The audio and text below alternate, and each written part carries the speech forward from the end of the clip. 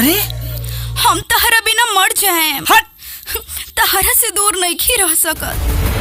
हट। वाह, एगो घटिया किस्म के आदमी इहे कर सकता। बचावल हो गवल, हाय हमारी इज्जत लूटता। कौन है रे? मार मार मार मार मार।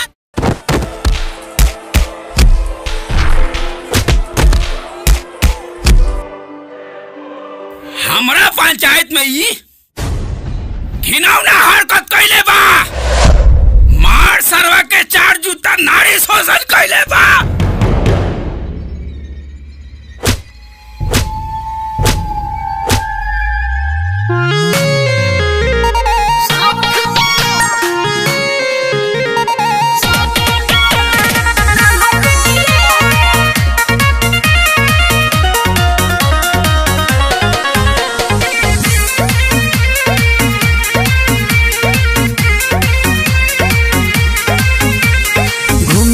सबका के बाँटत रहले, दिन भर हमारे पता कत रहले।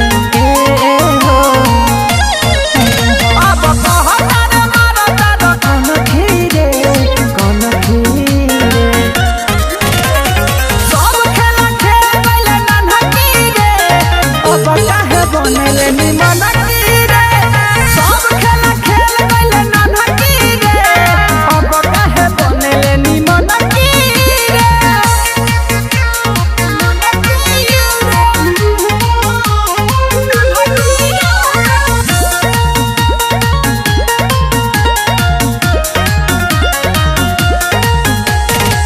घोड़ी के पी गई इज्जत ले हाजिरे, कबो न आइबे अपना आदम से बाजरे। घोड़ी के पी गई इज्जत ले हाजिरे, कबो न आइबे अपना आदम से बाजरे। देखी चरी कर गइले माथा सोनकी रे सोनकी रे। सब खेला खेल गइले नन्हकी रे, अब काहे बनेले निमन रे।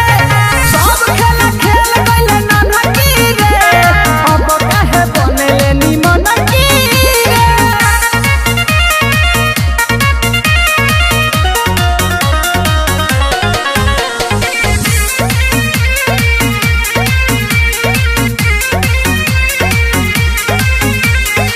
छुए के छोड़ देले रसिया रवाना, अहे पे करता रे बिटुआ के माना। छुछा के छोड़ देले रसिया रवाना, अब काहे करता रे बिटुआ के माना।